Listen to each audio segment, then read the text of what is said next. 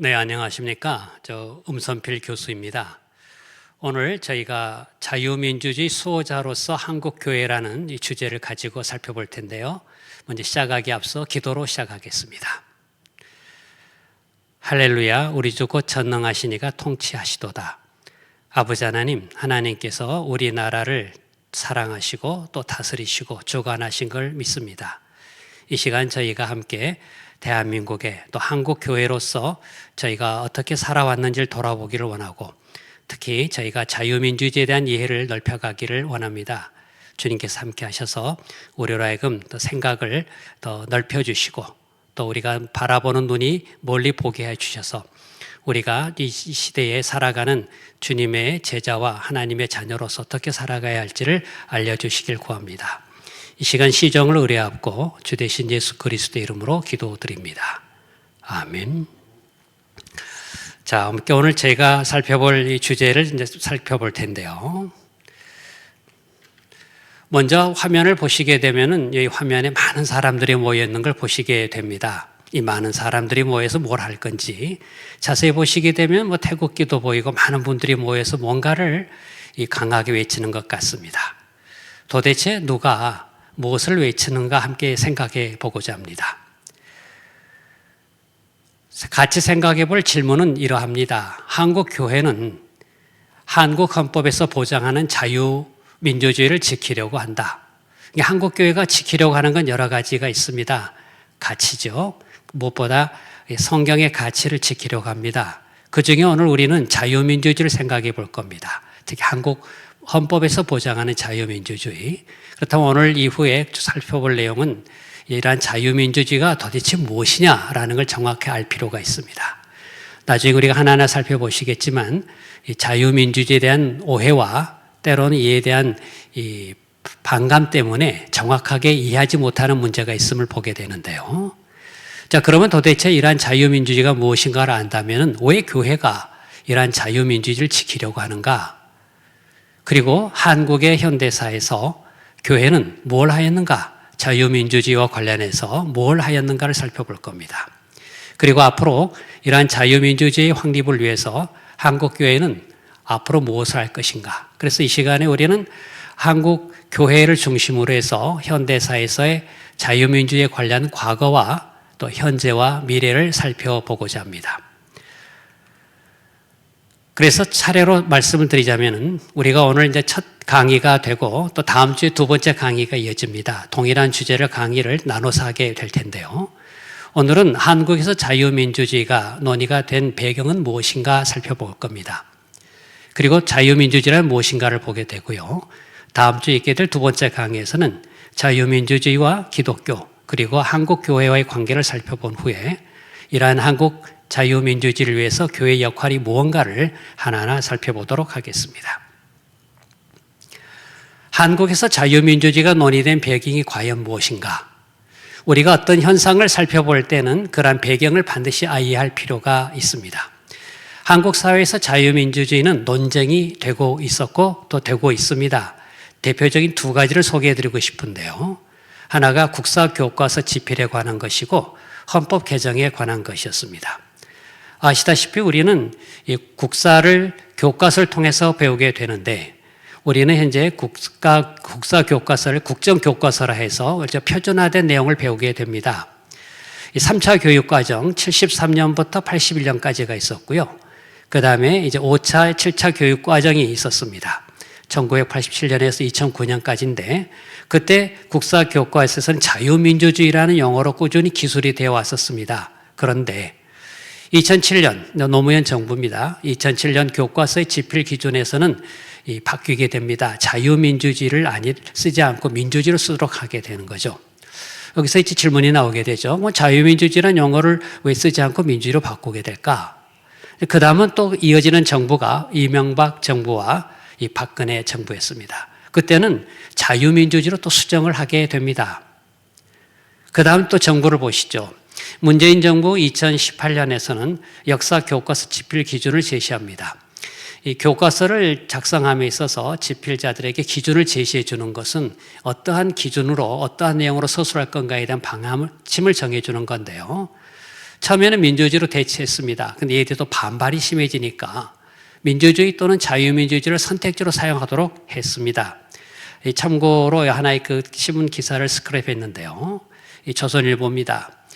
자유민주주의와 민주주의를 논란이 될 때 민주주의로 해라라고 교과서에 나오게 되는 게 2018년 6월이었고요. 그 다음 기사를 잠깐 보시게 되면은 역사 교과서에서 이 자유민주주의 표현도 함께 쓴다라고 하는 게 또 그 다음 달에 나타나게 됩니다. 왜 이렇게 오락가락하게 됐을까? 그러면 여기서 자유민주주의 둘러싼 논쟁이 계속 부각된 걸 보게 됐는데요.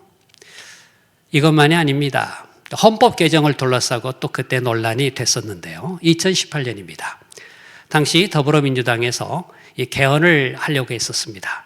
그때 헌법에는 자유민주적 기본질서라는 용어가 있는데 이걸 민주적 기본질서로 바꾸려고 한 거죠. 다시 말씀드리면은 우리 헌법에 있는 자유민주적 기본질서에서 자유를 빼려고 한 것이었습니다.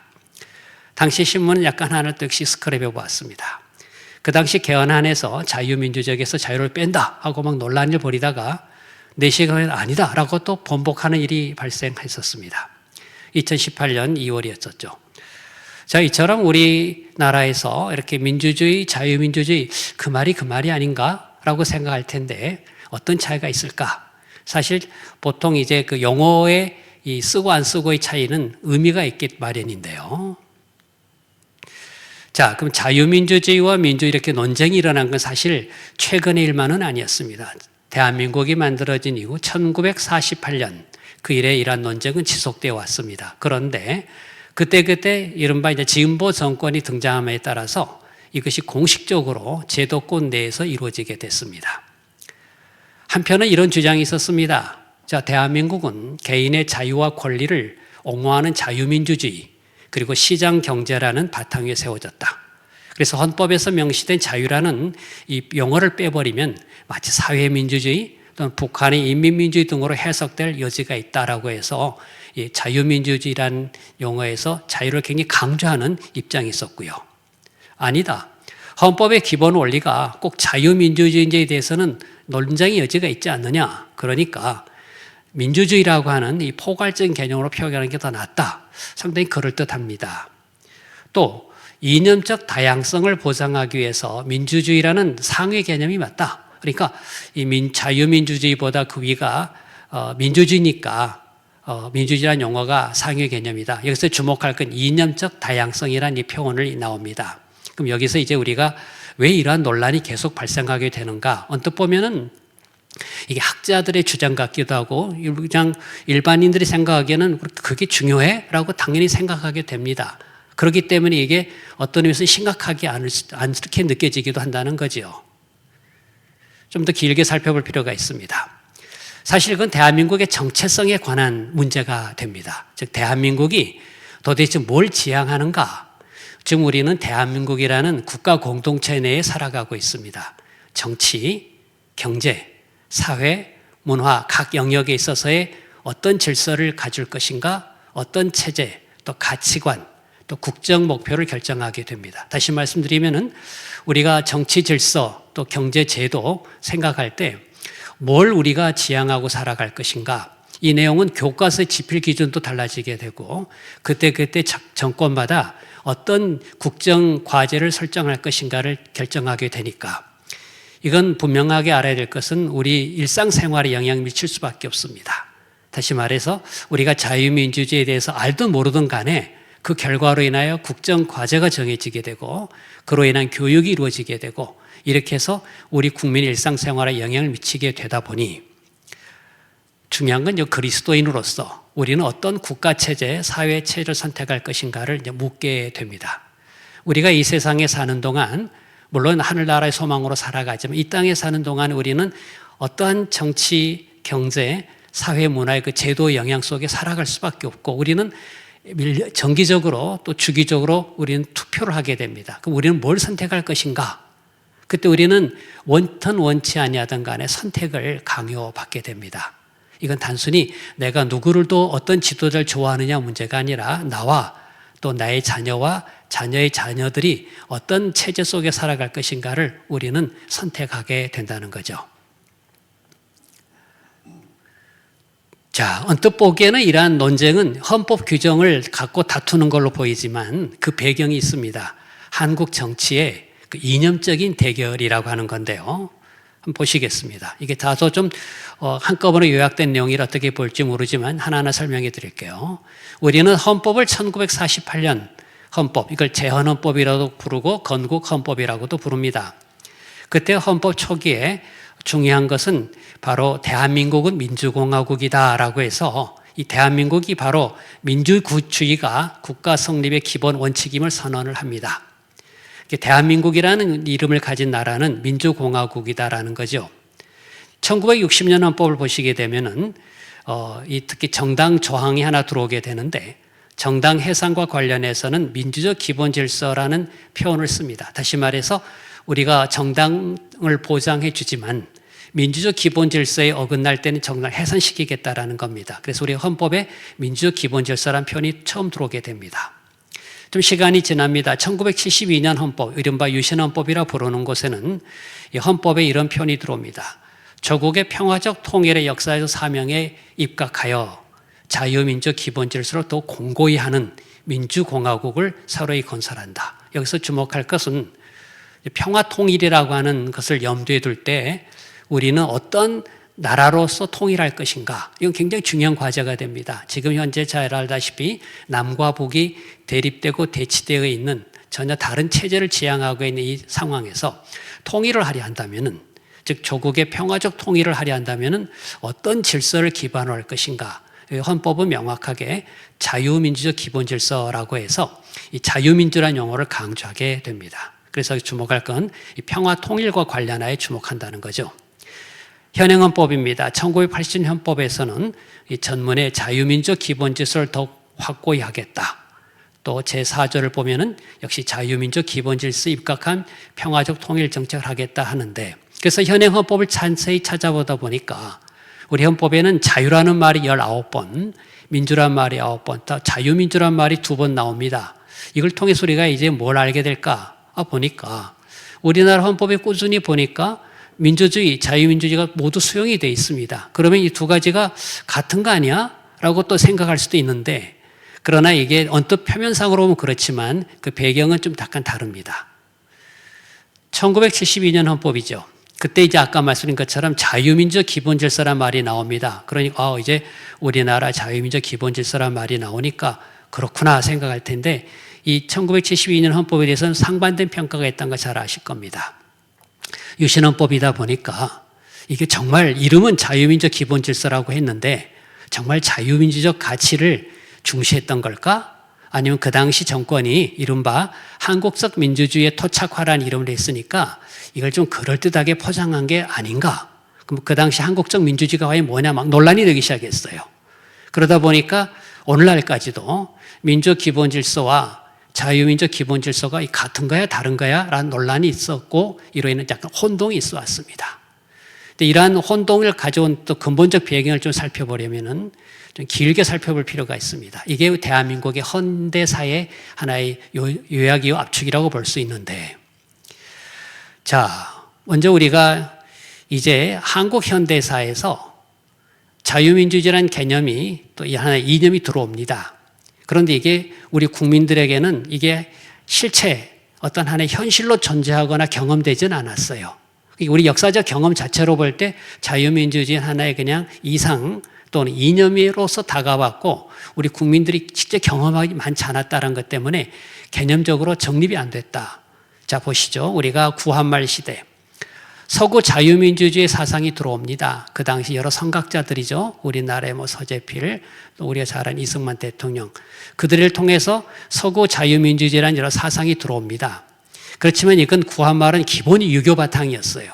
그러니까 유교 바탕 위에 그 당시 왕정 국가였는데 여기서 자유민주라는 개념은 하나의 지적인 호기심과 또는 여러 계몽적인 운동가들의 소개는 됐지만 일반 국민들에게는 여전히 왕정국가, 즉 나라님이 다스리는 나라에서는 이게 좀 약간은 생소했었다.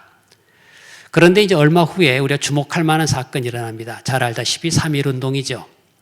3.1운동은 그 전에 우리가 잘 알았던 이 대한제국, 1899년에 만들어진 대한제국이 이제는 대한민국으로 바뀌게 됩니다. 이거 굉장히 혁명적인 사건이라 볼 수 있어요. 다시 말해서 대한제국이 대한민국으로 글자 하나 바뀐 정도가 아니라 근본적으로 우리는 이제는 왕국정 국가가 아니다. 민주공화국이라는 거예요. 그래서 이제 대한민국을 외치게 되는 거죠. 그런데 이러한 자유주의의 경험은 일제의 식민 지배로 인하여서 축적되지 못합니다. 사실 우리가 일제 36년 또는 40년의 기간 동안에 많은 걸 빼앗겼다는 이야기를 합니다. 경제적인 수탈도 있고 민족적 자긍심도 빼앗겼기도 했고 많은 젊은이들의 청춘을 뺏기기도 했지만 또 우리가 뭘 뺏겼나 보면은 한편으로는 우리 민족, 우리 스스로가 이런 자유민주 체제를 경험해 보지 못했다라는 거예요. 여러 가지 견해가 있습니다만 적어도 우리 자유민주주의 관점은 그렇습니다. 그러다 1945년 해방을 맞이하게 되는데 48년 그 사이 그 이후로부터 이제 아시다시피 한국은 굉장히 혼란스러운 정치 세력 간의 대결이 일어나게 됩니다. 그러다 보니까 그때 해방 이후에 3년 동안의 혼란스러웠던 전국이 어떤 의미는 그 다음에 좀 정리가 된 듯 했지만 세월이 지나고 보니 그때 혼란스러움이 여전히 한국 사회의 저리에 흐르고 있었다. 그게 여전히 나타나더라 그런 말이에요. 그게 지금 오늘날 우리가 보듯이 이러한 모습이 다시 재현되고 있음을 보게 됩니다.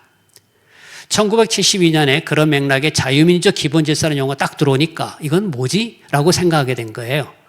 그때 이에 대해서는 이제 한국이 그 당시 72년 상황에서 자유민주적 기본질서를 내세울 때 이게 뭐지? 그럴 때 이건 반공이다라고 생각을 많이 했어요. 아마 우리 어릴 때부터 굉장히 익숙한 표현이었습니다. 반공이라는 개념. 남북이 대치된 상황에서 우리 남쪽은 뭘 지향했을까? 반공의 다른 용어가 자유민주주의였다 그런 말이에요. 그런데 이에 대해서 이제 나중에 뭐라고 또 평가를 하냐면 이렇게 합니다. 이건 지금 우리가 말한 자유민족 기본질서 이것은 하나의 반공 이데올로기의 잔재에 불과하다라는 주장을 합니다. 그리고 또 뭐라 이야기합니까? 자유민주주의 자유를 삭제하는 것이 오히려 민주주의에 더 충실하다 이런 주장까지도 나오게 됐습니다. 그러니까 나중에 우리가 더 자세히 보겠습니다만 자유민주주의 원래의 개념에서 한국적 독특한 경험 때문에 이 자유민주주의라는 게 마치 반공이다라고 딱 단순화시켜버렸고 그러니까 이건 반공에서 벗어나자. 그러다 보니까 그냥 민주주의를 강조하는 게 더 옳다라는 주장을 하다 보니까 이런 말이 나옵니다. 그런데 우리가 한 가지 또 부인할 수 없는 한 가지 사실이 있습니다. 왜냐하면 이제 소위 말해서 반공을 내세웠던 그런 하나의 주요한 사회 세력, 정치 세력들이 나중에 좀 부패한 권력 집단을 인식을 하게 됩니다. 그러니까 자유민주주의에 대한 인식이 부정적으로 바뀌게 돼버렸죠. 보수주의적인 집권 세력에 나타난 모습이 우리가 쭉 여러 가지로 평가가 됩니다. 자유민주의 본질인 개인의 자유, 권리보다 부국강병을 더 우선하였다. 그러다 보니까 이거 국가 주도, 국가 우선이 되었다라고 평가합니다. 이에 대해서는 상당히 다양한 평가가 가능합니다. 좀 다소 복잡하게 생각될지 모르지만 사실 우리는 지난 세월 돌이켜보면은 이른바 민주주의와 그 다음에 경제적 성장 어떤 걸 우선할 것이냐는 굉장히 논란이 될 수 있었지만 대한민국은 명쾌하게 정리가 됐습니다. 다시 말해서 산업화, 경제적 성장이 되지 않고서는 민주주의가 발전할 수 없다라고 하는 걸 한국 역사는 오히려 증명해 버렸습니다. 그런데 여하튼 간에 이 소위 민주주의적 관점에서 보면은 이게 굉장히 좀 부정적인 평가를 받으면서 좀 혼란이 되었다라는 걸 우리가 말씀드릴 수가 있습니다.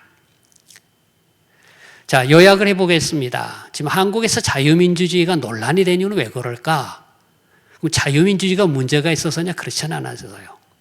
한국에서 자유민주 논쟁은 자유민주를 주창했던 이제 보수 세력들에 대한 부정적인 시각에서 이제 비롯합니다. 다시 말해서 이제 보수 세력, 아까 말한 이제 좀 부정적인 인식을 권력에 남용했다는 것 때문에 비판하다 보니까 그 주창이 됐던 자유민주 자체를 부정하려는 모습이죠.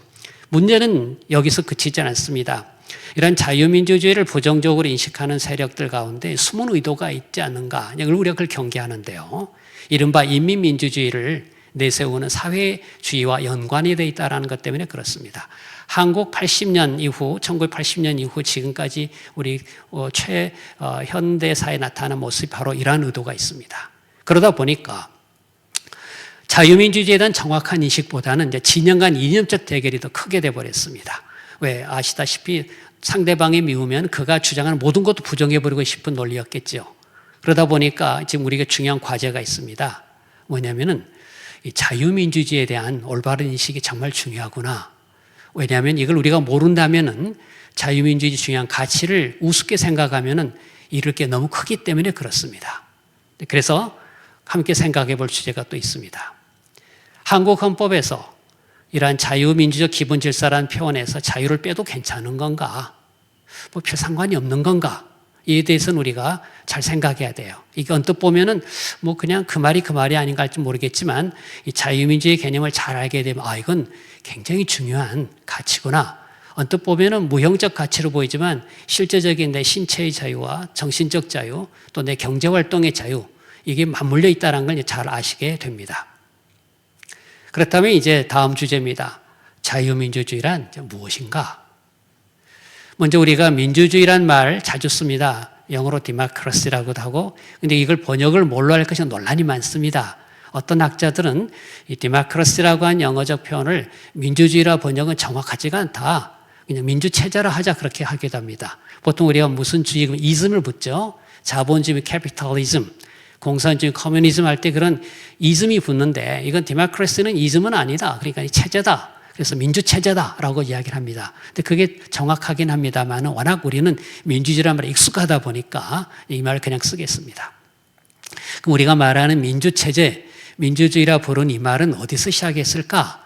고대 그리스 시대로 돌아갑니다. 아테네, 그 당시 여러 그리스는 도시국가로 이루어졌는데요. 그중 아테네라고 하는 곳의 정치체제를 가리키는 표현이었습니다.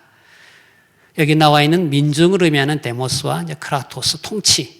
그래서 이른바 데모크라티아, 데모크라치아, 또 영어로 데모크라시. 이 말은 이 직역을 하면은 하나의 그 다수, 민중의 지배, 통치라는 의미를 가진 하나의 그 그리스 아테네 정치 체제를 가리키는 말이었습니다. 근데 이 아테네 정치 체제를 가리키는 말이 이게 하나의 이제 일반화되고 보편화되다 보니 이게 굉장히 오늘날까지도 이 용어가 그대로 전해져 오고 있습니다. 그럼 그 당시 정치 체제는 뭐였느냐? 이때는 성인 남자 자유민이 참여하는 의회가 중심이 됩니다. 주목할 것은 자유민, 아무나 하지는 않았어요. 그 다음에 성인 남자 중심으로 이루어진 겁니다. 그 당시는 여자는 당연히 배제되었었고 자유인이 아닌 자들 역시 또 배제되고 말았습니다. 그러니까 그렇게 많은 숫자만은 아니었었어요. 그 당시 데모크라치아라고 하는 게. 이 당시의 정치체제는 바로 추첨제를 원칙으로 해서 소위 관직을 했고 또 소수의 주요 관리는 또 선출하기도 했었습니다. 그런데 이런 체제는 오래가지 못했어요. 역사적으로 볼 때 그 후로 이제 귀족 체제, 또 왕 체제, 황제가 다스린 정치 체제로 바뀌게 됩니다. 그러니까 인류 역사에 있어서 이 그리스 아테네 시절의 정치 체제는 오래 가지 못했고 대부분 오랜 시절은 귀족이나 왕이나 황제가 다스리는 정치 체제로 바뀌고 맙니다. 그렇다면 인류 역사에서 지금 우리가 알고 있는 소위 민주 체제, 즉 국민이 이 국가 통치에 참여해야 된다는 원리는 언제 제대로 구현이 됐을까? 오래되지는 않았습니다. 지금 최근에 나타난 거니까 실제 이것이 구현되기까지는 오랜 세월이 걸렸다는 뜻인데요. 역사적인 사실입니다. 의회 제도가 발달한 영국에서 그걸 보여주게 되는데요. 대부분 우리가 알다시피 국가의 통치는 왕이 했습니다. 왕이 곧 우리 잘 아는 표현처럼 그 말이죠. 짐이 곧 국가다 하는 것처럼 왕이 모든 걸 통치하고 다스리던 시절이 대부분 오랜 역사에 있다가 이런 왕을 어떻게 견제할 것인가. 그래서 이제 영국의 의회라고 하는 제도가 만들어지는 게 영국이 16세기 중반, 혹시 크로멜 혁명이라고 들으셨나 모르겠습니다. 청교도 혁명이라고 하는 그때 이제 17세기 중반에 이게 영국에서는 확립이 되고 유럽은 그로부터 한 약 100여 년이 더 걸립니다. 그때 이제 만들어지게 된 제도가 의회 제도가 됩니다. 근데 이건 의회 제도는 그 당시 누가 참석했냐면 모두가 참여하지는 않았어요. 그 당시 우리 잘 아는 것처럼 남자들 또 자유로운 시민 계급이 참여하게 되는 것이 일반적이었는데 선거권이 확대가 되는 게 아주 결정적인 계기가 됩니다. 이건 언제부터였을까? 즉 성인 남자에게 선거권 모두에게 인정이 된 건 19세기 중반부터였습니다. 영국을 비롯한 유럽의 많은 나라에서 19세기 중반부터 비로소 모든 남자들은 할 수 있다라고 하게 됩니다. 그 전에 그러니까 우리가 말한 시민 계급, 부르주아즈라고 부르는 시민계급만 가졌다가 노동자 계급, 그 다음에 또 농민, 이들도 저 선거권을 가지기 시작한 게 19세기 중반이고요. 또 성인 여자들에게 역시 참여하게 해준 건 20세기 들어서부터였습니다. 그러니까 인류 역사상 그렇게 이런 소위 민주체제가 등장하게 된 건 오래되진 않았다. 한편 스위스 성인 여자에게 연방선거권을 인정한 건 1971년입니다. 그러니까 의외로 한국이 1948년에 성인 남자 다 선거권 인정한 건 사실 앞선 거예요, 그 당시. 자, 이런 것처럼 국민에 의한 통치, 이러한 민주체제가 제대로 정착된 것은 인류 역사상 그리 오래된 일은 아니다. 그래서 미국의 유명한 정치학자는 이건 오히려 20세기에 비로소 완성된 제도다라고 하는 게 이제 민주체제, 민주제도라고 하는 걸 이해하시면 됩니다. 즉, 이름은 오래됐어요. 고대 그리스 아테네. 거기서 이제 이름을 따왔지만 실제 오늘날 우리가 이해하는 그런 의미의 민주체제는 그렇게 오래된 건 아니다. 반대로 말하면 이러한 민주체제가 등장하기까지는 시간이 오래 걸렸다는 걸 이해하셔야 됩니다. 그렇다면 우리 사람들은 그전에 뭘 더 가치 여겼을까? 먼저 그전에 먼저 민주주의의 개념적 정리를 더 먼저 명확히 다시 이해하셔야 됩니다. 이제 우리가 오늘날 우리 이제 헌법이나 우리 오늘날 이제 정치학에서 당연히 이해하는 민주체제, 여러분도 알고 계시겠지만 국가의사, 어떤 법률을 정한다거나 정책을 만드는 것, 이 모든 건 국민이 결정해야 된다는 걸 전제로 합니다. 그래서 국민들이 직접 이 국가의사를 법률을 만들거나 또 정책을 결정하거나 아니면은 국민이 선출한 대표기관 하여금, 지금 우리 국회죠. 이렇게 하도록 하는 정치 원리를 이제 우리가 민주체제, 민주주의라 부릅니다. 그래서 국가 권력을 가지게 되고 또 행사하는 것. 다시 말하면 누가 국가 권력을 가지게 될까? 국가 권력을 어떻게 행사할 것인가를 국민의 동의에서 구하자라는 정치 원리. 이런 사상적 흐름은 오래전부터 있었지만 이게 아까 말한 구현된 건 최근이라고 말했습니다. 이제 국민의사를 무시하는 국가 권력은 정당하지 않다. 그렇게 비난하고 그에 대한 책임을 따지게 되는 것. 이게 바로 오늘날 민주체제입니다. 그러다 보니까 이런 민주체제는 우리 오늘날 대부분 사람들 굉장히 매력적으로 보입니다. 그럴 수밖에 없겠죠. 그러니까 오늘날 많은 사람 디모크라시를 굉장히 좋게 생각합니다. 디모크라시 용어 자체를 대할 때 이거 나쁜 거야라고 생각하는 사람 없어요. 너무 멋있잖아요. 왜냐하면 우리 모두가 다 같이 이런 국정에 참여할 수 있는 자격과 권리가 있다고 하는 이러한 내용이니까요. 그래서 아까 말씀드린 것처럼 이 디모크라시, 민주체제 하는 건 굉장히 좋아하기 때문에 모든 정당이 이걸 붙이고 싶어 하고 또 모든 활동이 이걸 내세울 때 굉장히 정당성과 명분을 갖는 걸로 생각을 해왔다라는 겁니다. 그런데 그러면 자유민주주의란 무엇일까? 이걸 앞서서 민주주의 개념이 굉장히 다양해졌다는 걸 이해하셔야 됩니다. 왜냐하면 오늘날 지금 우리나라 비롯한 전 세계 한 200여 개 가까운 국가 공동체가 있는데 많은 다양한 정치체제가 각각 민주주의라고 한 것을 많이 내세우고 있습니다. 중국이죠. 우리 중화인민공화국, 한때 중공이라고 불렀겠죠. 중화인민공화국은 신민주주의 혁명으로 성공되었다, 건국되었다 주장합니다. 이게 신민주주의. 그럼 이 말은 민주주의와 이전 개념과 좀 다르다는 뜻이었겠죠. 북한의 공식 국가가 뭡니까? 바로 조선민주주의인민공화국이라고 합니다. 여기도 보니까 민주주의가 있습니다. 그래서 여기 보면은 중국과 북한 헌법에는 인민민주주의라는 용어가 나오고 있습니다. 그러면 이건 뭘 말할까? 여기서 인민민주주의라는 건 여기 간단하게 우리 대한민국과 북한 헌법이 대비가 되어 있습니다. 똑같은 제1조를 보시죠. 1조 대한민국은 우리는 대한민국 민주공화국이다. 근데 북한 헌법을 보시죠. 여기는 공식 명칭이 조선민주주의인민공화국이죠. 전체 조선인민의利益을 대표하는 자주적인 사회주의 국가다. 사실 이 말이 좀 딱딱하게 보이지만 사실 굉장히 결정적 차이입니다.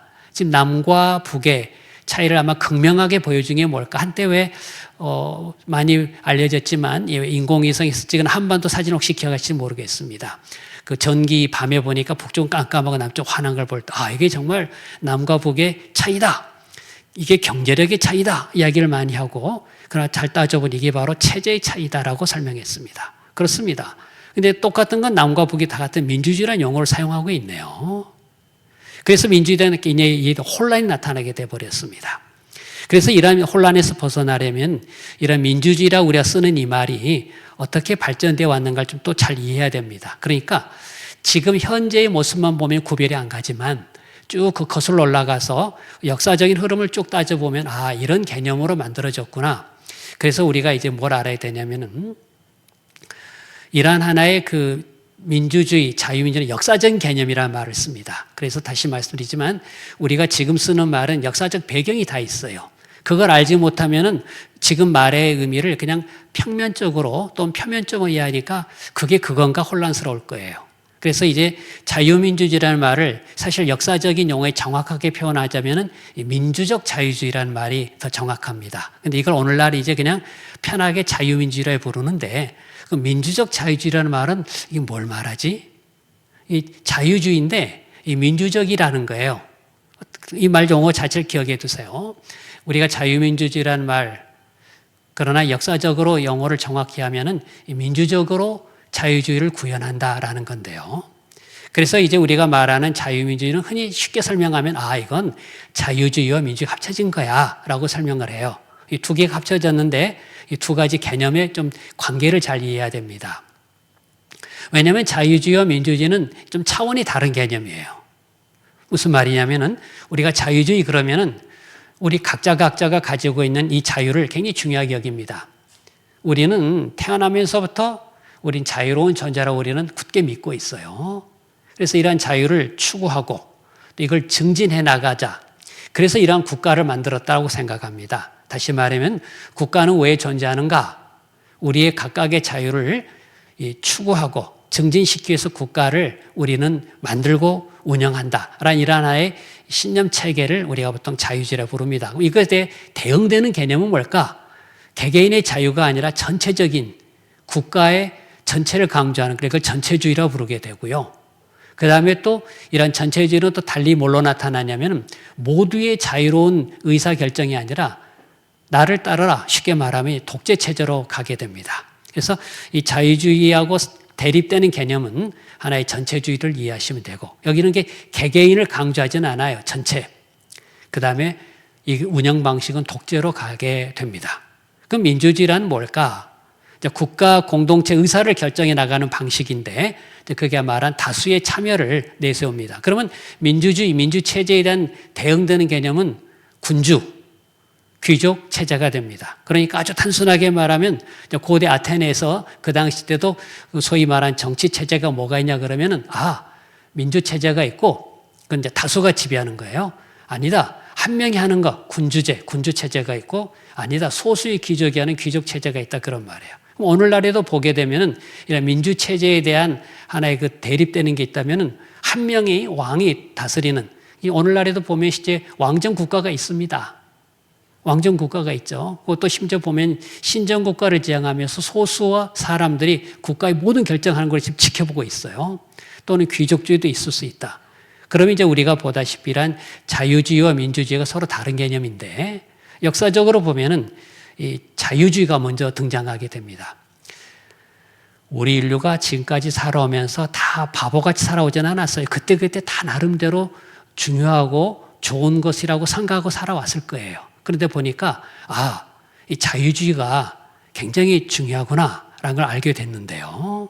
그럼 자유주의라고 하는 거 다시 또 구체적으로 보겠습니다. 간단하게 말하면 짐이 곧 국가다. 그러면 내가 왕이 말하는 게 법이다라고 해버리면은 왕의 말에 모두가 따를 수밖에 없게 되지만 그러지 않겠다라는 거예요. 이제 오늘날 이제 국가 권력 그러면 역사는 왕의 권력이라 생각하면 되는데요. 왕에 의해서 즉 국가에 의한 권력의 간섭을 이제 가능한 배제하겠다. 개인의 자유와 자유를 존중할 걸 요구합니다. 그래서 이제 국왕 마음대로 하지 마라. 왕은 왕이지만 왕의 명령보다는 의회가 제정한 법률에 따라서 통치하자. 그래서 유명한 이제 법의 지배란 말이 나오고 그 다음에 군주는 있지만 군주가 마음대로 하는 게 아니라 입헌군주제라고 합니다. 물론 이거 영국의 역사를 주로 설명하는 거예요. 왜냐하면 우리 인류 역사에서 영국이 가장 이 부분을 앞섰기 때문에 그래요. 보통 우리가 왜 영국이나 유럽을 선진국이라 많이 부르잖아요. 그걸 왜 선진국이라 부를까? 그쪽에 문화가 앞서서 또는 경제적으로 앞서서 맞습니다만은 사실 이 정치 체제를 먼저 앞서갔습니다. 즉 그걸 많은 나라가 따라가고 있기 때문에 선진국이 된 건데요. 그래서 이러한 자유주의를 국민 개개인, 사람들 개개인의 자유를 구현하기 위한 방법이 왕은 있어도 왕 마음대로 하지 말고 법의 지배에 따라 해라. 이걸 보통 법의 지배라 부르고 또는 뭐 달리 법치주의라는 말로 쓰기도 합니다. 약간 뭐 개념적 차이가 엄밀히는 다르지만 통상 그냥 같다고 이해하시면 돼요. 그래서 이건 법의 지배의 반대말은 사람의 지배, 이게 아니다. 사람이 다스리는 게 아니다. 인치주의가 아니라 법치주의다. 어떤 사람의 지배가 아닌 법의 지배다라는 이 개념을 형성하여 왔었습니다. 그래서 여기 나온 것처럼 그 누구도 어떤 법의 책임으로부터 벗어나 있지 않다. 그 누구도 법의 보호에 미치지 못한 사람도 없다. 그러니까 모두가 우리 법 앞에, 법 아래에서 평등해야 되겠다라는 이 개념. 사실 왕조차도 법의 지배를 받아야 된다는 건 대단히 놀라운 거 아닌가요? 우리 예컨대 우리 한국의 경우 조선의 역사 최근에 보면 거기서 이제 왕이 모든 걸 결정해 나가는 거 아닌가요? 근데 이제 그렇지 않다는 거예요. 영국이 주장한 건 왕도 법 아래에서 법의 지배를 받아야 된다는 주장이 나왔던 거죠. 그런데 문제는 또 여기 있었습니다. 군주가 왕의 마음대로 하지 않고 군주 마음대로 하지 않고 의회가 정한 법률을 지켰으면 법의 지배가 잘 작동이 될 거예요. 근데 실제 보니까 실제 많은 왕들이 그렇지가 않았어요. 법의 지배를 거부하지요. 그러니까 어떻게 됐습니까? 군주를 대항할 뿐만 아니라 군주 제 자체를 없애버렸습니다. 그때 등장하게 된 개념이 군주주권이 아니라 우리가 잘 아는 국민주권입니다. 이제 국민주권이라는 말은 그 당시 이제 왕당파에게는 굉장히 어떻게 보였을까? 지금 우리가 혁명이라고 보지만 그때는 어떤 용어를 썼을 것 같아요? 반란이겠죠. 반역이겠죠. 그러니까 왕당파 입장에서는 그 당시 이런 국민주권, 이런 식의 표현 자체는 굉장히 위험한 내용이 됐습니다. 그래서 이제 우리가 잘 아는 소위 근대 역사를 바꾸게 된 중요한 혁명으로서 소개된 게 미국의 독립혁명, 또 프랑스 혁명이라 흔히 부르게 되는데 이게 왜 중요하냐? 아까 말한 것처럼 이제 왕 제도를 없애버렸어요. 그래서 이제 여기 나온 것처럼 미국의 이제 독립혁명, 여기 소개된 사람들이 모여가지고 이제 그들이 뭘 만듭니까? 미국이 세계 역사에 기여하는 몇 가지가 있습니다. 그 중에 하나가 이제 독립혁명으로서 나타난 결과가 왕이 없어졌어요. 그래서 대신 대통령이라고 하는 새로운 제도를 만듭니다. 그들은 소위 왕, born king, 태어난 왕이 아니라 소위 말해서 이제 elected, 또 made king, 만들어진 통치자의 개념을 만들었어요. 그건 굉장히 새로운 개념이었죠. 근데 그게 성공을 했어요. 그래서 그때 미국에서 이러한 독립혁명에서 만들어낸 대통령제라고 하는 시스템이 새롭게 등장하게 됩니다. 프랑스 혁명은 좀 더 과격하게 이루어졌겠죠. 저 바스티유 감옥에 들어가면서부터 그 다음에 나타난 몇 가지 현상들이 있었죠. 왕을 아예 없애버리잖아요. 그죠? 왕 제도를 없애버렸고 왕을 단두대에 처형해버린 등의 결과로 나타납니다. 아주 좀 극단적인 형태이긴 했지만 이 두 가지가 오늘날에는 이 대단한 이 혁명으로 평가합니다. 그런데 이제 많은 크리스천 역사가들이 평가할 때는 미국의 독립과 혁명과 프랑스를 굉장히 대조적으로 봅니다. 무슨 말이냐면은 미국의 독립혁명은 철저하게 기독교적인 관점에서의 그런 혁명이었다고 보고 프랑스 혁명은 소위 무신론자들의 혁명이라고 보면서 달라지게 됩니다. 실제 보면 같은 혁명이라는 말을 붙였지만 그 후의 전개 과정을 보면은 대단히 다른 결과가 나타나게 되죠.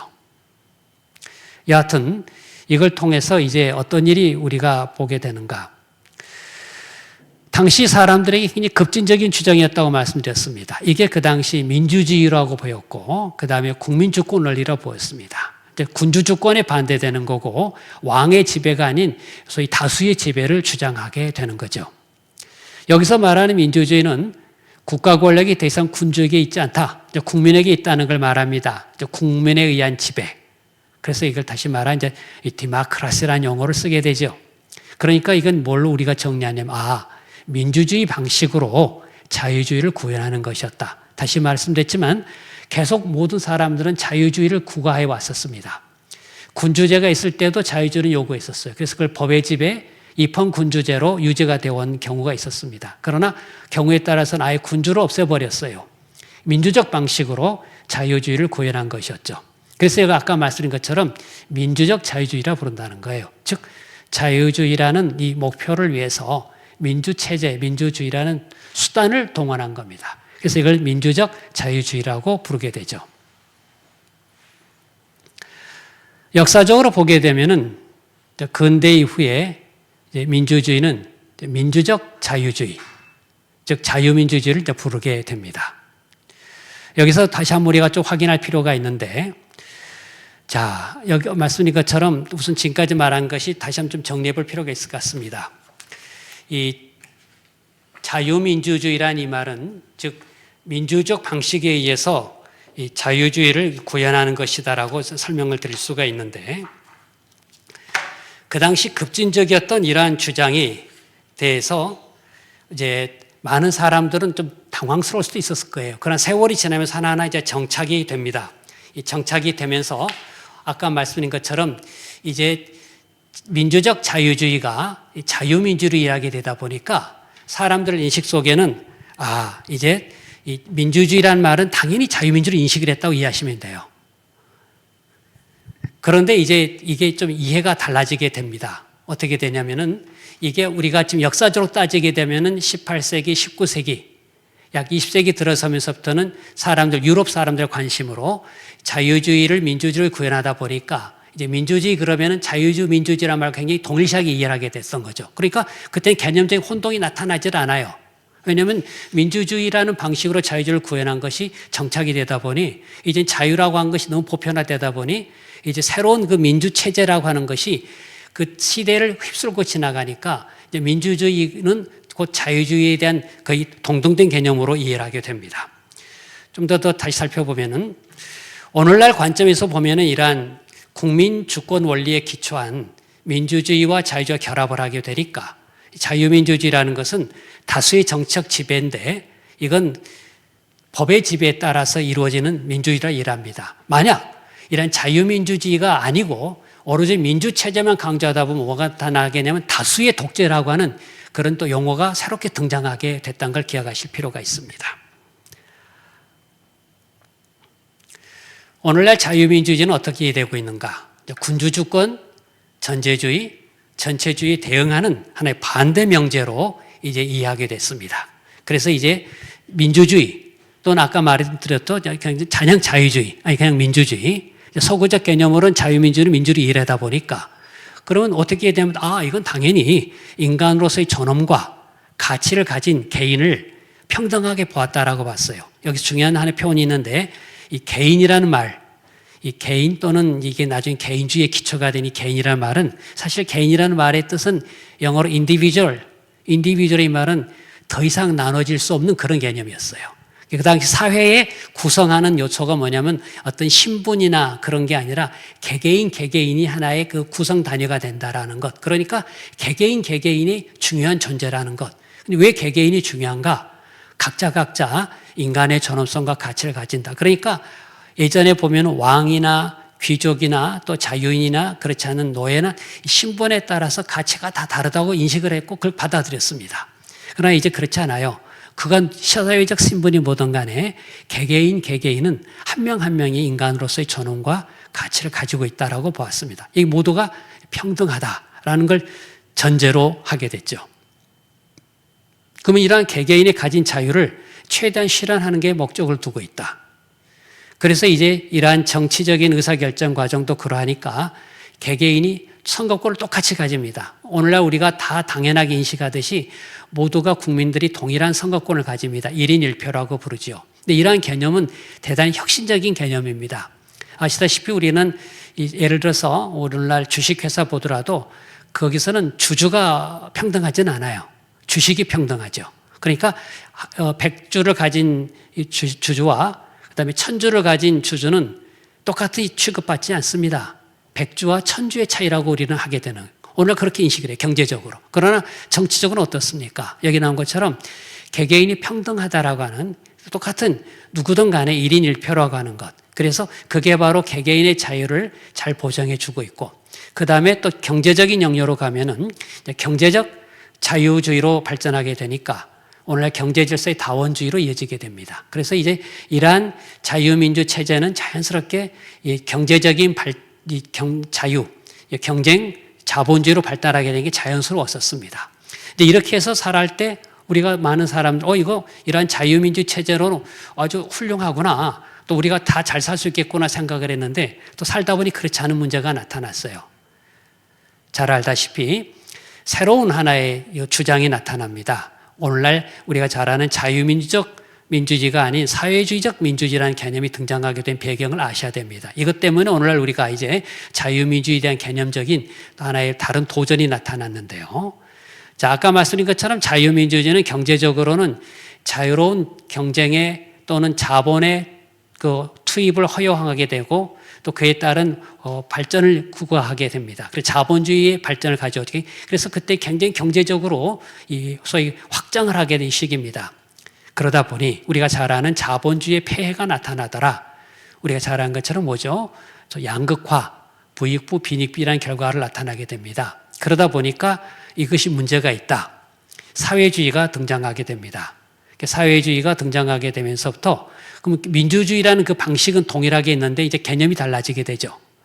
다시 말하면 이 결정적인 사건이 바로 1917년에 이제 러시아 혁명이 이제 발발하게 됩니다. 흔히 우리가 아까 말한 근대 시민혁명이라고 부르는 게 이제 프랑스, 미국 혁명을 한다면 그로부터 이제 20세기 초가 되죠. 러시아 혁명이 등장하면 전혀 새로운 지배 체제가 나타나게 됩니다. 여기서 이제 국민에 의한 지배를 내세우는 민주주의를 내세웠지만 다른 내용을 가지게 되죠. 이른바 이 프롤레타리아트, 무산자 계급이 중심이 된 민주체제를 인민민주주의라고 부르는 게 나타나게 됩니다. 이러니까 같은 민주주의라는 용어를 쓰기 시작하는데 종래 우리는 당연하게 생각했던 자유민주주의가 아닌 인민민주주의라는 이 체제가 등장하게 되면서부터 개념적인 소위 다른 갈등이 나타나게 됩니다. 자료화면을 보시게 되면 이제 바로 혁명가죠. 바로 이제 레닌이 등장해서 러시아 혁명을 주도하게 되는데 물론 사상적 배경에는 이제 우리가 말하는 막시즘과 레니즘이 합쳐지게 돼서 러시아 혁명이 일어나게 됩니다. 당시 유럽에서는 러시아에서는 이러한 혁명이 일어날 거 상상을 하지 않았습니다. 왜냐하면 그 당시 이러한 사회주의 혁명은 소위 고도로 발달한 자본주의 국가, 노동자들에 의해서 자발적인 봉기가 일어날 거라 기대를 많이 했었는데 의외로 전혀 그렇지 않은 러시아에서 이러한 혁명이 일어나게 되는데 결과적으로 이러한 혁명이 일어나서 폭력적 혁명이었겠죠. 그래서 단순히 지배체제의 근본적인 변화를 가져오게 됩니다. 그래서 여기서 인민민주주의가 이제 등장하게 됩니다. 여기서 이제 우리가 주목할 게 있습니다. 그래서 뭐냐면 이제 인민민주주의가 나타나게 된 배경 속에는 우리가 미국의 혁명과 또 프랑스 혁명이 좀 다르다고 말했다면 여기 나와 있는 러시아는 근본적으로 다릅니다. 왜? 무신론자들의 혁명이었기 때문에 그렇습니다. 여기서 이제 인민민주주의라는 개념이 등장하게 됩니다. 여기는 뭐냐면 바로 사회주의 내지 공산주의 이념에 기초한 정치 원리가 되는데 여기서 말한 인민은 누구인가? 이게 좀 주목할 필요가 있습니다. 그래서 인민민주주의에서의 권력의 주체 인민은 우리가 통상적으로 이해하는 국민이 아닙니다. 주로 노동자 계급을 중심으로 하죠. 거기다가 이제 물론 약간씩 차이는 있습니다만 농민 또 군인들을 포함하게 됩니다. 중요한 건 뭐냐면 재산을 가지지 않는 자들 중심으로 하게 되죠. 그러니까 이른바 유산자, 부르주아지 이 사람 철저히 배제하게 됐습니다. 그 과정 우리가 잘 아는 것처럼 많은 경우에 숙청과 여러 가지 집단지 등이 일어난 걸 잘 압니다. 그럼 여기서 인민민주주의 체제는 말은 민주체제라 부르지만 권력을 나누질 않습니다. 왜냐하면 이른바 공산당이나 지도자 개인에게 권력을 가지게 되죠. 그래서 여기 본 것처럼 소위 말 집중된 민주주의라는 주장을 합니다. 이제 권력 체제를 집중을 시킵니다. 그러다 보니까 이제 자본주의적 경제 질서, 시장 경제 질서를 기반으로 했던 자유민주주의 체제와 그다음에 우리가 말하는 이 상반된 적대적인 입장에 서서 바로 사회주의 체제 간의 그 진영의 대립이 나타납니다. 이게 우리가 잘 아는 20세기에 들어온 것처럼 동서 냉전을 가져오게 됐던 이 체제 경쟁이 이루어지게 됩니다. 그때부터 이제 동서의 그런 이름 진영이 전 세계에 영향을 미치게 되죠. 많은 나라의 이런 사회주의 혁명을 전하려는 움직임과 또 그에 반대된 개념으로서 또 자유민주주의 어떤 그걸 지키려는 입장이 나타나게 되는데 그 첨예하게 부딪힌 장소가 어디냐면 바로 대한민국이죠. 이런 동서 대립의 어떤 면에서는 그 전쟁으로 등장하게 된 게 대한민국입니다. 그리고 보면은 세계 역사로 보면 우리 대한민국은 어떤 면에서는 거대한 실험장이 되고 말았습니다. 이념적 대결이 거기 전쟁으로 벌어지게 됐고 그 후로 나타난 전혀 다른 양상의 두 체제가 등장하게 된 걸 오늘 우리 지켜보고 우리가 경험하고 있는 바기 때문에 그렇습니다. 그러니까 그러한 배경을 가진 대한민국에서 자유민주주의에 대한 개념적인 충돌과 또 혼동과 또 이에 대해서 부딪힘이 일어난 건 어떤 면에서 필연적인지도 모릅니다. 어떤 면에서 우리가 그런 가운데 살아왔고 또 살아가고 있습니다. 자, 그러면 대한민국에서 이런 자유민주주의에 대한 개념을 더 명확하게 지켜야 되겠다라는 고민들이 많이 등장하게 됩니다. 우리 대한민국에서 그럼 자유민주주의가 과연 뭐냐? 아까 말한 정치적으로, 역사적으로 살펴봤지만 이제 가장 중요한 건 법적인 개념입니다. 왜냐하면 이것은 법적인 개념이라 이 말은 보호해야 되는 건 보호하지만 보호하지 않는 것은 이건 부정해야 되기 때문에 그렇습니다. 이건 경제적으로 어떤 학문적으로 할 땐 서로 간에 그냥 논란 벌인 논쟁 정도가 아니라 이 법의 경우는 어긋나면 뭐가 따라오게 되나요? 국가적인 공권력이 개입을 하게 됩니다. 여기에는 때로는 처벌이 들어가게 되고 때로 이에 대해서는 금지가 들어가기 때문에 이 용어는 그만큼 중요한 개념이 될 수밖에 없습니다. 그러다 보니까 우리 대한민국에서 자유민주주의 개념은 굉장히 정치적으로뿐만 아니라 법적으로 중요한 개념이 되고 말았습니다. 그 중에 하나가 국가보안법과 관련된 내용인데요. 옆 좌면을 보시게 되면은 국가보안법은 아주 논쟁의 대상이 되고 있습니다. 국가보안을 퇴장시키라는 주장입니다. 보안법 폐지를 더 이상 미루지 말라는 거예요.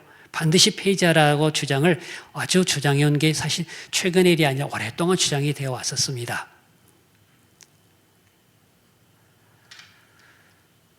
신문 기사 잠깐 보시면은 2004년이네요. 국가보안법을 폐기해야 된다는 말이 대통령의 입에서 나왔습니다. 당시 대통령이 이제 이러저러한 이유로 이제 우리 시대가 바뀌었다. 국가보안법 같은 낡은 유물은 폐기하는 게 좋지 않겠는가? 그래서 칼집에 넣어서 박물관으로 보는 게 좋겠다. 뭐 그 시대의 나름대로 의미 있는 주장이라고 이야기를 했겠죠. 이에 대해서 논란이 막 됐었습니다. 바로 그 당시 그 시대 이야기입니다. 그때 바로 국가보안법을 존폐하게 대한 논란이 됐는데 또 같은 정부 내에서 헌법개혁 막 논란이 벌어졌습니다. 이건 단순히 학자들 간의 어떤 주장이 아니라 또는 어떤 운동 세력들 간의 주장이 아니라 이건 국가기관 내에서 일어난 아주 그 당시 현실의 모습이었습니다. 여기 나온 거 잠깐 소개해드리죠. 왜냐하면 그걸 알아야 우리가 오늘날에도 이게 반복됨을 보게 되는데요. 당시 법무부 장관이었습니다. 어느 나라든 안보형 사법 시스템은 있다라는 주장이 있었고 반면에 국가인권에서는 이걸 폐지하자. 뭐 같은 달에 바로 몇 주 차이가 난 거예요. 국가보안법을 폐지하자. 그 당시 총리는 이제 개정이 낫지 않냐, 이건 좀 바꿔야 된다 이야기합니다. 또 계속 나옵니다. 또 헌재에서는 아니다. 국가보안법에 나와 있는 이 조항들은 인정해야 된다. 특히 여기 보면 찬양 고무자가 이제 북한과 관련됩니다. 사실 이 국가보안법은 북한을 염두에 둔 법이라고 이해하시면 됩니다. 북한을 우리 사회, 우리 체제를 위협하는 존재로 보고 있기 때문에 그렇습니다. 그래서 북한의 체제에 대해 찬양하고 이걸 높이는 건 이건 안 된다. 이건 처벌하는 건 필요하다라고 봤죠. 그 다음에 또 대법원이 이야기를 합니다. 바로 뭐라 합니까? 보안법을 폐지하는 것은 일방적으로 무장 해제하는 것이다. 이런 막 논란이 되니까 대통령이 나서서 아니다. 폐기하는 게 낫다. 어떻습니까? 여기 나온 것처럼 법무부 장관, 총리, 대통령, 또 헌재, 대법원 중요한 국가기관 아닌가요? 대한민국의 이 법을 결정하고 또 집행하고 적용해 나간 중요한 국가기관을 막 개념적으로 굉장히 막 충돌이 벌어지고 있는 게 사실 그 당시 모습이고 지금도 우리 현실적으로 진행되고 있다 보는 게 저희 평가고 많은 사람은 그 생각을 합니다. 그런데 바로 이제 1990년에 이제 주목할 만한 헌법재판소 판결이 이미 이루어졌었습니다. 헌법재판소는 국가보안법이 위헌이냐 아니냐 그럴 때 이건 결론적으로는 합헌이다라고 주장할 때 중요한 판단을 합니다. 자유민주 기본질서가 뭡니까? 이게 논란이 많이 되니까 이제 헌법재판소가 이제 결정을 했었어요. 여기 쭉 보면 중간 부분을 보시죠. 자유민주 기본질서가 이러이러한 것이기 때문에 지켜야 된다라는 건데 우선 가운데 부분만 보면은 자, 폭력적 지배, 자의적 지배. 사실 이 용어는 이 독일 용어를 빌려온 건데 쉽게 말하면 독일의 경우는 나치를 생각하면 됩니다. 나치 시절에 폭력적 지배와 자의적인 지배, 즉 이러한 것은 안 된다. 반국가단체 1인 독재와 일당 독재는 북한을 염두에 두시면 돼요. 이러한 반국가단체 1인 독재와 일당 독재를 배제하겠다. 다수 의사에 따른 국민의 자치, 자유, 평등에 의한 법치주의적 통치 질서. 이걸 소위 자유민족 기본 질서라고 설명을 했어요. 그러니까 여기 보게 되면 독일에서의 나치와 같은, 그 다음에 우리나라의 경우 이제 북한을 염두에 둡니다. 반국가 단체 1인 독재나 일당 독재를 배제하겠다. 그러면 우리는 다수의 의사에 따른 국민자치, 또 이런 법치주의, 이걸 중요한 자유민족 기본 질서라고 설명을 했어요. 그럼 구체적으로 그런 게 뭡니까? 그 자유민족 기본 질서를 구성하는 게 뭡니까? 우리가 이해할 수 있는 쉬운 게 뭡니까? 기본적 인권을 존중해 줘라. 권력은 분립해야 된다. 의회 제도가 있어야 된다. 의회 제도는 행정부를 견제하기 위한 것도 있고 또 국민의 뜻에 따른 법률을 만들겠다는 거죠. 복수정당 제도, 다시 말해서 단일 정당 안 된다. 선거제도, 또 사유재산, 시장경제, 이걸 골고루 하는 경제질서, 또 사법권 독립. 이게 지금 우리 대한민국의 헌법의 기본 질서고, 이건 쉽게 말씀드리면은 아무리 헌법을 우리가 개정하려면 이건 바꾸면 안 되는 거예요. 여기 지금 자유민족 기본 질서라는 것은 우리 대한민국의 헌법의 기본 질서라고도 이해하시면 돼요. 왜? 이게 바로 지켜야 되고 나중에 남과 북이 아무리 평화적으로 통일한다 하더라도 이걸 양보하면 안 되겠다라는 거예요. 달리 말하면 이걸 무너뜨리는 통일은 우리는 허용할 수 없다라는 거예요. 이게 대한민국의 정체성이에요. 다시 한번 보시게 되면은 여기 나온 것처럼 권력은 분립해야 된다. 복수정당 제도, 또 선거제도, 또 사유재산, 시장경제, 사법권 독립, 이런 걸 흔들게 되면은 이게 바로 자유민주 질서를 흔들게 되는 것이다 라고 하는 거예요. 이걸 굉장히 강조하고 있다는 걸 꼭 기억하셔야 됩니다. 이것이 또 한 번은 끝나지는 않았습니다. 또 우리가 주목할 만한 사건이 그로부터 또 한참 후에 나타나죠. 2014년이네요. 이건 다시 또 헌법재판소가 통합진보당이라고 아마 기억하시는 분이 한때 통진당이라고 불렀던 그런 하나의 정당 해산에 관한 건데요. 헌정사상 처음으로 정당 해산 심판을 선고한 일이 있었습니다. 2014년입니다. 가장 핵심은 이거였습니다. 자유민주 체제를 전복하려는 의도를 확인했기 때문이다. 어떤 정당이 정치적으로 얼마나 지지받느냐 안 받느냐 보다는 이건 법적인 평가입니다. 우리 헌법상 자유민주주의 체제를 전복하려 했다. 이런 헌재가 결정을 내린 게 역사적인 판결입니다. 이에 대해서는 근데 사실 견해가 많이 나릅니다. 보시죠. 이에 대해서 굉장히 반대하는 사람들도 있었습니다. 이 사람들은 이제 소위 그 정당의 지지자들과 또 관련된 그런 그 아까 말한 이런 이해를 같이 한 사람들이기 때문에 이건 민주주의 사형 선고다라고 본 거예요. 진보당을 해상 판결한 이유는 헌재는 자유민주주의 체제에 대한 이건 도전이다 라고 했더니 이건 민주주의 사형이다라고 본 거예요. 그러니까 보시다시피 이건 민주주의의 이해와 자유민주주의 체제 이를 전혀 달리하고 있는 사람들의 모습을 보여주고 있는 거예요. 그 당시 여론조사한 걸 잠깐 보게 되면은 통진당 해산 결단에서 우리 국민은 60.7%가 잘했다라고 보는 거예요. 또 이거 무리하다 보는 게 또 견해가 있어요. 이게 우리 대한민국의 사람들의 아마 현실적인 인식을 그대로 표현했다면 이건 그렇구나라고 봐야 돼요. 그러니까 이건 뭘 의미할까? 한국에 있어서 이러한 그 민주주의에 대한 이해를 다 똑같이 하지는 않는다는 걸 알아야 된다 그런 말이에요. 그러니까 지금 우리 자유민주주의에 대해서 이것은 그냥 별 생각 없이 유지되겠지가 아니라 언제든 도전받을 수 있는 거라는 걸 꼭 기억하셔야 될 거라는 거예요.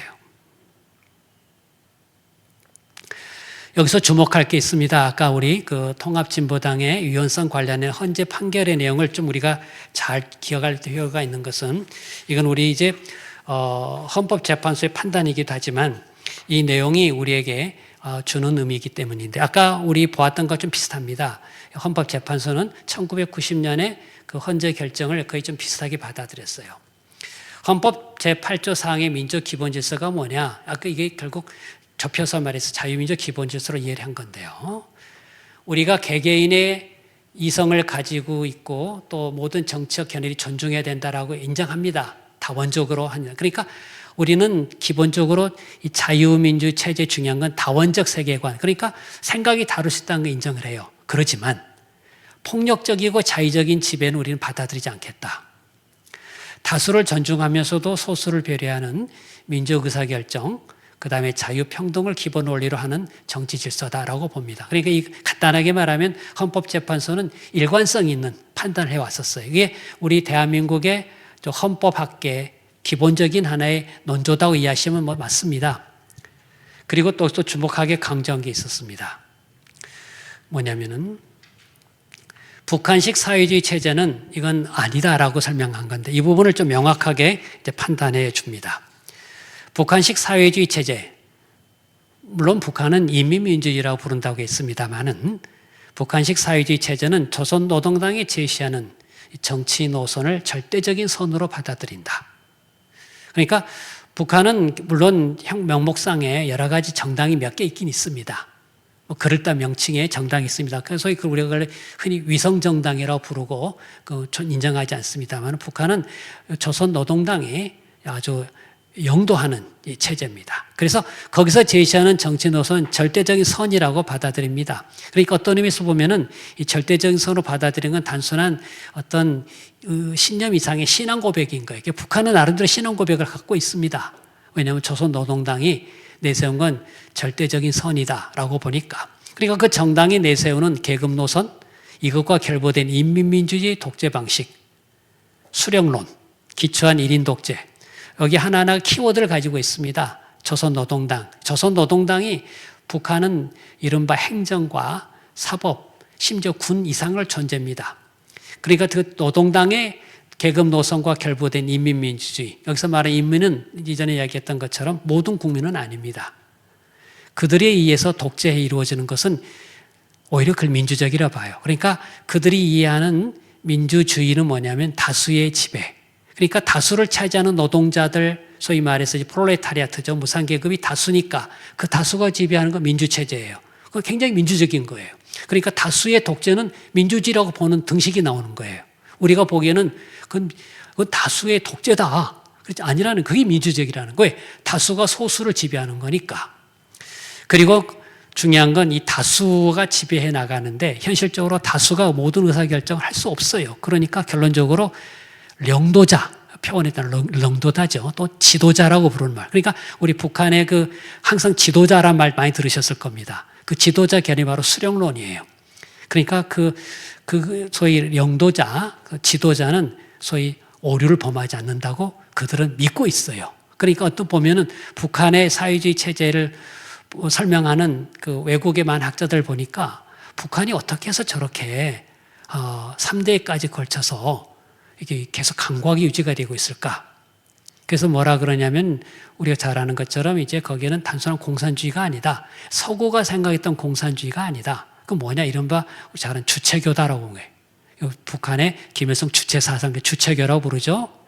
그래서 어떤 재미있는 자료를 봤습니다. 세계의 종교의 숫자를 쫙 보니까 제일 많은 종교가 이제 인구가 뭐 기독교다. 그 다음에 이제 뭐 어떤 이슬람이 등등도 나오는데 순서로 쭉 따져보니까 제 기억에 한 11~12번째인가 주체교가 있습니다. 북한은 아예 그냥 종교 집단으로 봐버렸어요. 그럴 때 이게 모든 게 이해가 되기 시작한 거예요. 이건 단순한 어떤 국가 공동체 또는 어떤 정치 집단이 아니라 이건 하나의 그런 인간 사상 이상의 뭐 그런 체계를 가지고 있구나라고 본 거예요. 그래서 결론은 1인 독재입니다.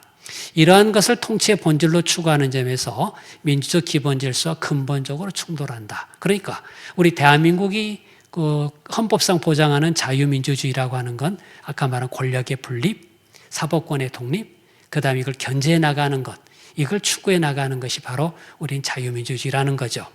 자, 지금까지 우리가 자유민주주의라는 걸 쭉 개별적으로 살펴보았는데 이제 우리가 다음 주에 더 살펴볼 내용이 이겁니다. 한국 헌법의 이러한 민주적 기본 질서, 자유민주적 기본 질서 사상적 근원은 무엇일까? 이걸 우리가 살펴볼 필요가 있어요. 우리가 헌법 조문을 이해하는 수준이 아닙니다. 그리고 어떤 의미에서는 우리가 현상에 대한 이해로 그치지는 않아요. 보통 이제 저도 쭉 오랫동안 공부하다 보면서 이제 알게 된 게 처음에 이제 남들 앞에서 이야기하다 보면 이제 들은 바를 이야기합니다. 제가 수업 시간에 들었던 거 저도 이제 전하는 거죠. 그 다음에는 자기가 이제 아는 바를 이야기해요. 뭐 이것저것 이제 책을 통해서 지식을 통해 간접 경험을. 그래서 뭐 아는 바를 이야기하게 되더라고요. 그 다음에는 생각하는 바를 이야기합니다. 뭐 내 생각엔 이런 생각이 그래. 그런데 결국 따져가 보니까 마지막에는 이제 믿는 것을 말하게 되더라고요.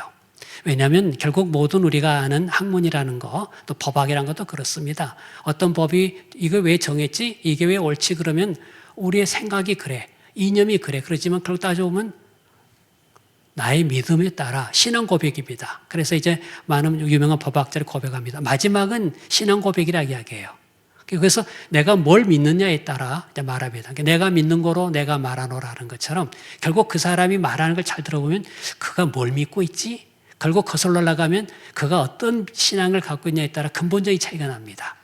그래서 이제 우리가 자유민주주의를 이해를 제대로 하려면은 이게 뭘 믿기 때문에 이런 걸 할까? 오랫동안 이 지구상의 인류가 존재하면서 다양한 정치 체제, 다양한 뭔가를 추구해 나갈 때 왜 그럴까 보면은 그때그때 경제적인 이해관계일 수도 있고, 물론 우연하게 나타나는 경우일 수 있지만 잘 따져보면 어떤 걸 믿길래 그럴까?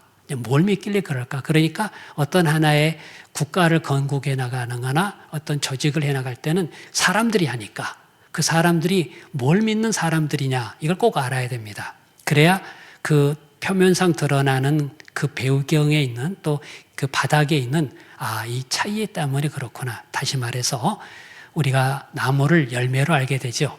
맞습니다. 나타난 결과는 열매입니다만은 그 열매는 뿌리에서부터 시작된 모든 걸로 시작합니다. 그래서 그 뿌리가 뭔가 사상적 기초 거슬러 올라가 볼 필요가 있고, 뿌리 그걸 알아야 우리가 이제 근본적인 차이를 알게 됩니다. 이건 본질적 차이가 있는 거구나.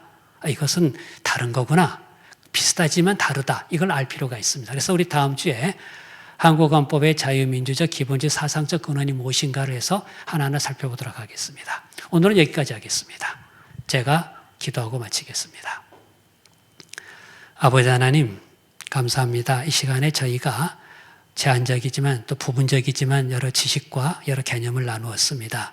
그러나 이제 저희가 더 알고 싶은 건 하나님께서 우리로 하여금 더불어 살게 하신 이 나라 살아가게 할 때 어떤 가치와 어떤 목표로 살아가길 원하신 걸 더 알기를 원합니다. 우리 모두에게 또 신령한 지혜를 주시길 구합니다. 우리가 또 우리뿐 아니라 이 나라를 다스리는 모든 자들, 또 우리나라 함께하는 모든 자들에게 이러한 하나님의 뜻을 알게 해주셔서 이 나라가 주님의 나라가 되길 원합니다. 참 세상 나라가 우리 주와 그 그리스도의 나라가 되어서 또 주님께서 세세토록 다스려 주기를 원합니다. 이런 마음으로 우리가 함께 생각하고 고민할 때 주님께서 함께 하심으로 인한 마음의 평강과 담대함을 주셔서 우리가 어느 곳에 가든지 빛과 소금으로 살아가게 해주시되 하나님 말씀의 근간 개념들을 명확히 갖도록 도와주시길 구합니다. 이 시간 함께한 모든 분들 또 주님께서 함께 하시길 구하옵고 주 대신 예수 그리스도의 이름으로 기도드립니다.